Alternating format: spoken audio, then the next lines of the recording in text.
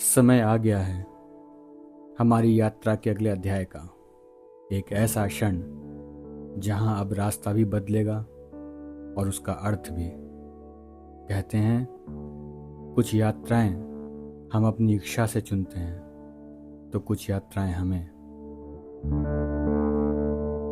भगवान जगन्नाथ की पावन धरती से लगभग 2000 किलोमीटर की यात्रा तय करने के बाद आज पहली बार ऐसा लग रहा था कि हम किसी स्थान की ओर नहीं, एक आह्वान की ओर बढ़ रहे हैं।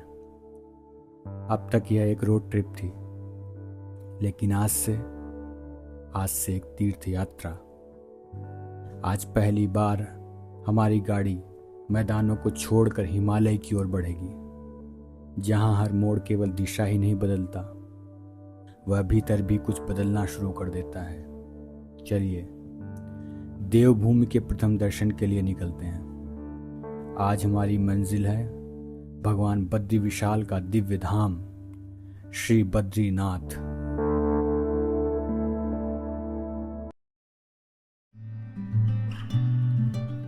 सुबह के लगभग 6:30 बजे थे। देहरादून अभी पूरी तरह जागा भी नहीं था। सड़कों पर हल्की हल्की ठंडक थी और हमारे सामने लगभग 300 किलोमीटर का पहाड़ी सफर। शहर धीरे धीरे पीछे छूट रहा था। दुकानों के शटर अभी बंद थे।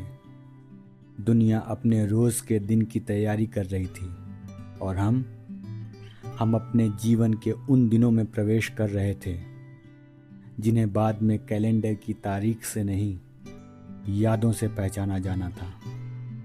पहाड़ अभी पूरी तरह से दिखाई नहीं दे रहे थे, लेकिन उनका एहसास शुरू हो चुका था। सड़क भी अब वैसी नहीं रही थी जैसी मैदानों में होती है। उसमें एक लय आने लगी थी। हल्के हल्के मोड़, धीरे धीरे बदलती हवा। ऋषिकेश अब अधिक दूर नहीं था।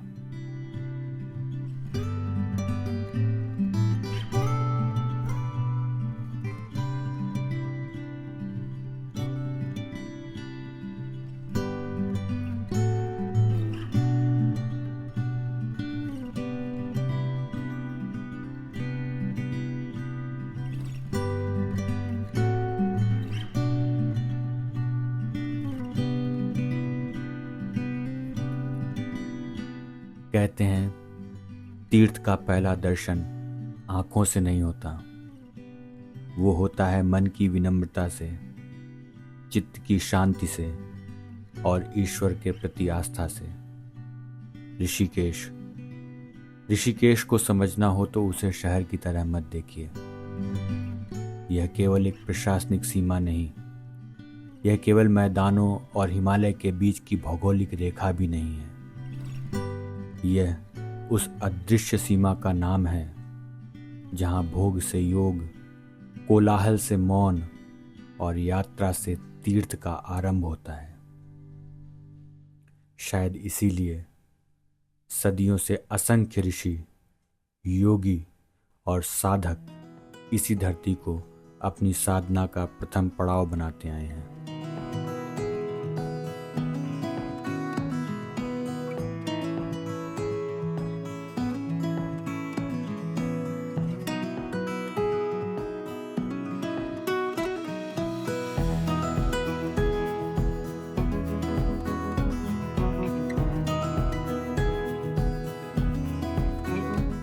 ऋषिकेश के बाद नेशनल हाईवे 7 धीरे धीरे अलकनंदा घाटी का साथ पकड़ लेता है और सड़क अपने तेवर बदलना शुरू कर देती है। अब हर कुछ मिनट में एक नया मोड़, हर मोड़ के बाद एक नई तस्वीर।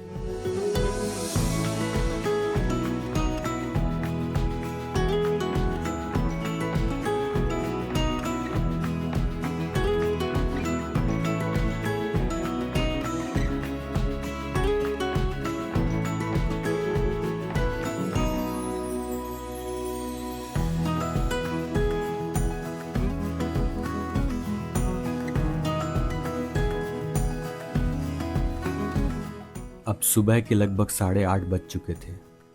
भूख भी महसूस होने लगी थी। तभी सड़क किनारे एक जगह दिखाई दी। कई चाय की दुकानें, कुछ ढाबे और बाहर खड़ी यात्रियों की गाड़ियां। हमने भी वहीं गाड़ी रोक दी। एक छोटी सी चाय की दुकान में बैठकर गर्मा गर्म चाय और नाश्ता किया। सच कहूं, ऐसे नाश्ते में स्वाद केवल खाने का नहीं होता, उस पूरे वातावरण का होता है। ठंडी हवा का स्पर्श, सामने बहती नदी की धुन और आगे इंतजार करती अनजान यात्रा का उत्साह।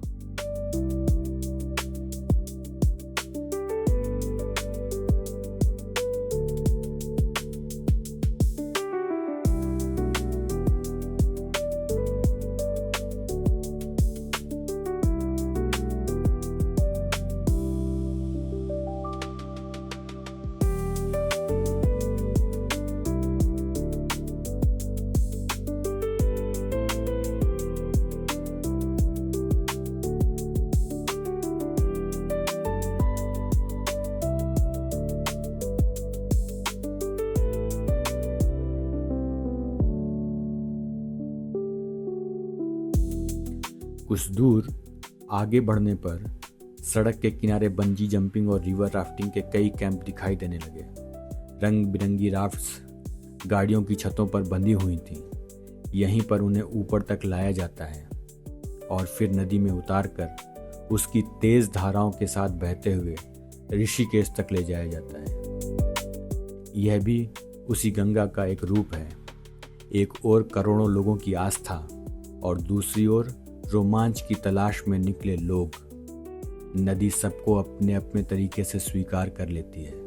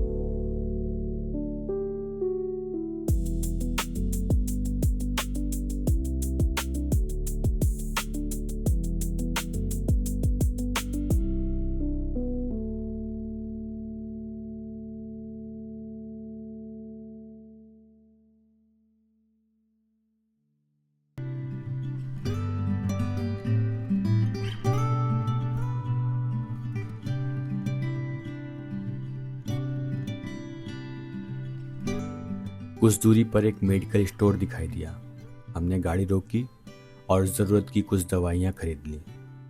पहाड़ों में तैयारी हमेशा बहुत ज़रूरी होती है। यहाँ छोटी सी लापरवाही भी बड़ी परेशानी बन सकती है। इसलिए अगर आप भी ऐसी यात्रा पर निकल रहे हैं तो दवाइयाँ, पानी और ज़रूरी सामान पहले ही साथ रख लीजिए। यात्रा जितनी सुंदर होती है उतनी ही जिम्मेदार भी।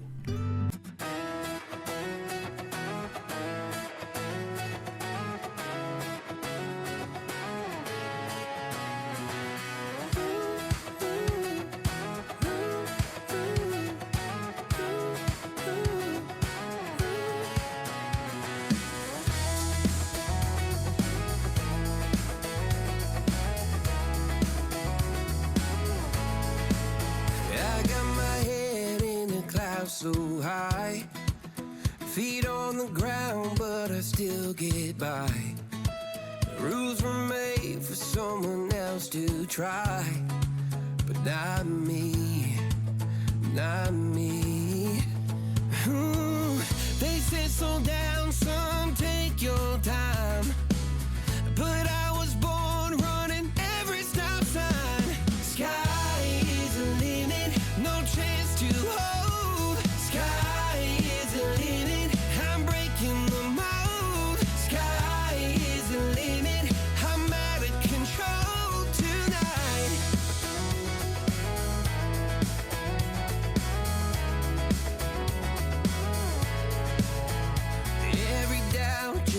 Feet of flame. Every scar reminds me why I came. I've been broke, I've been blessed, carry faith in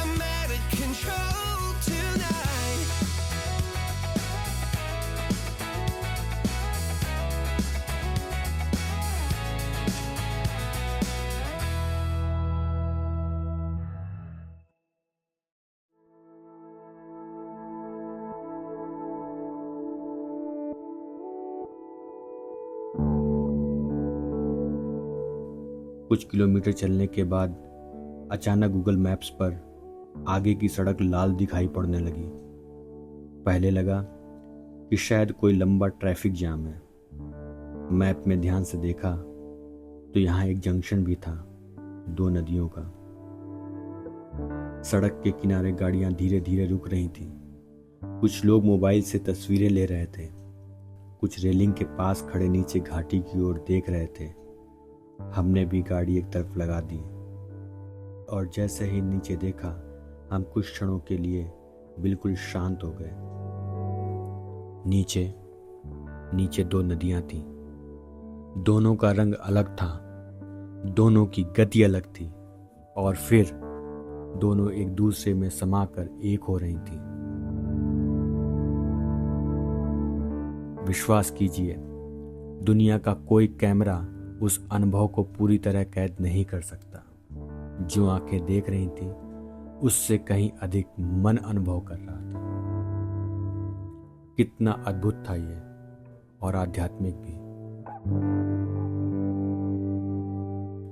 2 पवित्र नदियां मिलती हैं लेकिन कोई संघर्ष नहीं होता। ये संगम था अलकनंदा और भागीरथी का। फिर एक नया जन्म, एक नया स्वरूप, एक नया प्रवाह और एक नया नाम, माँ गंगा। द्वैत से अद्वैत को समझने के लिए इससे सुंदर उदाहरण संसार में दूसरा नहीं हो सकता। 2 होकर भी एक होना, अपनी अलग पहचान खोना नहीं, बल्कि उसे एक बड़े अस्तित्व में समर्पित कर देना। शायद यही कारण है कि इस स्थान का नाम केवल प्रयाग नहीं, देवप्रयाग है।